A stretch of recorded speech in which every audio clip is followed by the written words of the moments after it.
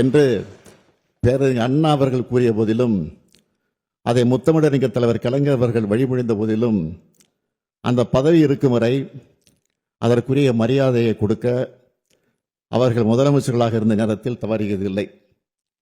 அவர்களது வழியை பின்பற்றி நானும் அதிலிருந்து இம்மி அளவும் விலகியதில்லை. இந்த அரசும் தவறியதில்லை என்று அன்றைக்கு நான் எடுத்துரைத்தேன்.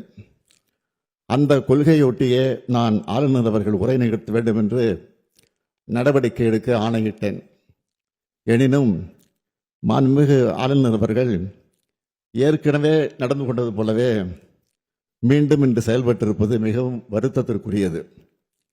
தமிழ்நாடு சட்டமன்றம் 8.5 கோடி தமிழ் மக்களுடைய உணர்வுகளை பிரதிபலிக்கின்ற மாமன்றம். ஆளுநர் என்பவர் மாநில நலனில் அக்கறை கொண்டவராக, மக்கள் மேம்பாட்டில் ஆர்வம் கொண்டவராக, உண்மையை பேசுபவராக இருக்க வேண்டும். மக்களுடைய பேராதரவோடு பெரும்பான்மையோடு வெற்றி பெற்று ஆட்சி அமைந்துள்ள அரசு எடுக்கின்ற முடிவுகளுக்கு ஒத்துழைப்பு கூடியவராக இருக்க வேண்டும்.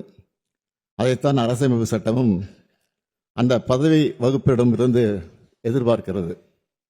ஆனால் நம்முடைய ஆளுநர் அவர்கள் அதற்கு மாறாக செயல்படுகிறார். மாநில நிர்வாகத்தை முடக்கவும், பொது மேடைகளில் அரசியல் பேசியும் அவதூறு பரப்பி வருகிறார். அது அவர் சொந்த விருப்பம் என்று கருதலாம். எனினும் அத்தகைய ஒரு முயற்சியை இங்கும் செய்ய அவர் முனைவது ஏற்புடையது அல்ல. நூற்றாண்டு விழா கொண்டாடி சீரும் சிறப்போடு இயங்குகின்ற பேரவையின் புகழ் மங்கிடாத வகையில் பாதுகாத்து வந்த சான்றோர்களின் வழித்தடத்தினை பின்பற்ற வேண்டிய கடமை நமக்கு உள்ளது.